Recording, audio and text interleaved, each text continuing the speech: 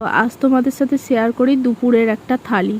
তো আজকে আমার দিদির বাড়ি গিয়েছিলাম হঠাৎ করেই, তার কারণটা আমি আস্তে আস্তে বলছি তোমাদেরকে। তো আজকে দুপুরের মেনুতে ছিল ভাত, লেবু, সাথে ছিল ডাল, উচ্ছে আলু ভাজা, পটল ভাজা, শাক ভাজা, থোড় দিয়ে চিংড়ি মাছ দিয়ে একটা চচ্চড়ি ছিল, আর চিংড়ি মাছ দিয়ে আলু দিয়ে আর একটা তরকারি ছিল, সাথে ছিল কিন্তু লাস্ট পাতে আমের চাটনি। তো বেশ দুপুরের খাওয়া দাওয়াটা তো জমে গেছে।